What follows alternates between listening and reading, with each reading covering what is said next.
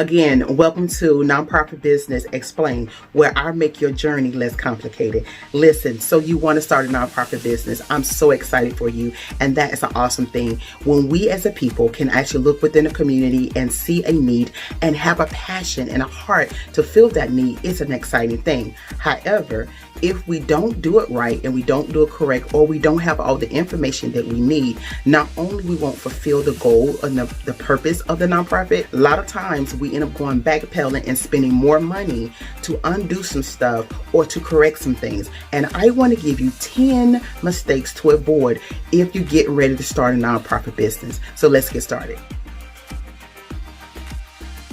Number 1. Don't underestimate what it's going to take to start a nonprofit business. In my career, and also even as a consultant, I see a lot of nonprofit business. We are so gun-ho and with so much passion, we run in there and we don't think about the time and the effort, the resources, all the things that it takes to run a nonprofit business. And majority of the time, it's because we don't know. However, don't underestimate what it takes to get started. It takes work because you're asking the government to grant you tax exempt status, so therefore you can be tax exempt, that you don't have to file no taxes.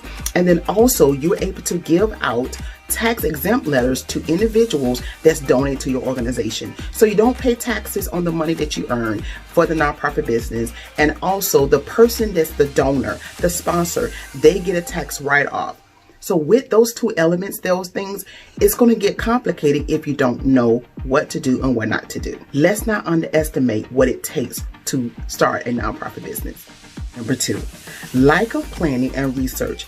This is extremely important. You have the vision, you have the heart, and you have the passion, but you need to take some time out and do the research on the things that you want to do. Look at the neighborhood or the different group of people that you're trying to reach, who you're trying to reach, what other organizations in the neighborhood or in the community that are providing the same things. It's not to say that you can't not start something that someone else starting, but also you need to understand their weakness and their strengths, so as you're creating your program, you can be the strength where they are weak. It's not about competition, even though in the business world there is a place for competition. However, when it comes down to nonprofit organization, we can never serve everybody. So there's always going to be a duplication in service. As a grant writer and a person that sat on the board of funders, what I will let you know, when you don't do proper research, that could be a penalty to you as getting funding. So you don't want to get penalized or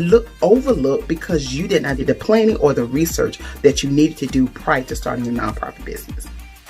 Number 3. You need to avoid jumping in too soon. Jumping in too soon would guarantee that you will overlook something, overlook some steps that you need to take, overlook some policies that you need to have, overlook some structure that you need to have. If you jump in too soon, there's some things that you will overlook. Those who move fast, they're going to overlook some key elements that you may need to address. You want to avoid treating your business like a mom and pop business. What do you mean? You want to treat your nonprofit business as a business. Although you're giving, although you're serving, although you're volunteering your services, but you still need to treat your nonprofit as a business. Don't treat your nonprofit business as a mom and pop shop, because if you do, people that come gather is going to treat your nonprofit business as a mom and pop business. You have your board meetings. You want to be properly groomed yourself, and you want to make sure that you have minutes and agendas. You want to treat your nonprofit as a business that's running a nonprofit that's governed by a board.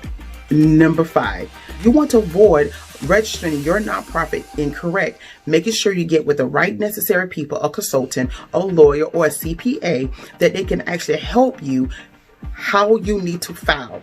Do you need to file an LLC, file an incorporation as a 501c3 or nonprofit organization? The key thing is that you're getting the proper information so you will know how to properly register your nonprofit. And number 6, you want to avoid not having an effective board. Listen, I know when you start a nonprofit, you base on who you know. You go get people who you know, your sister, your mama, your daddy, your auntie, your children.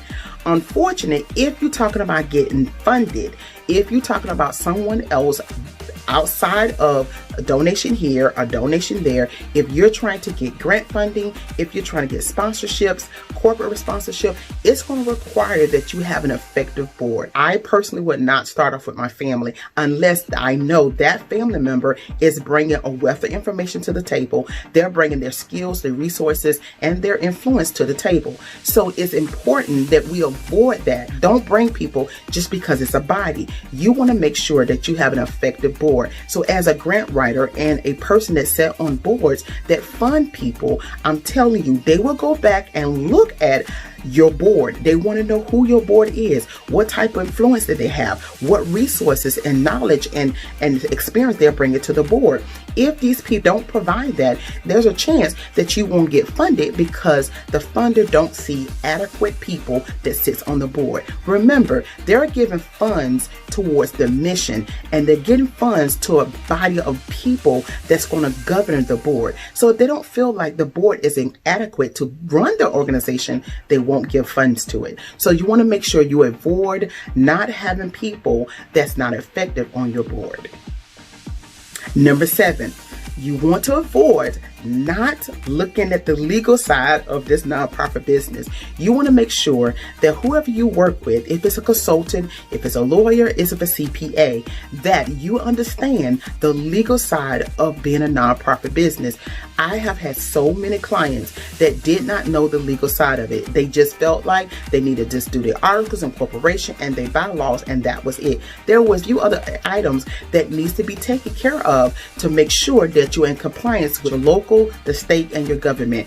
Those 3 areas you got to make sure that you're in compliance with. Let's not underestimate fundraising. Don't overlook fundraising. Fundraising is the bloodline, once again, to the nonprofit organization. So you don't want to overlook that. You want to avoid that mistake. Number 9, avoid of not keeping good records. You need to keep good records.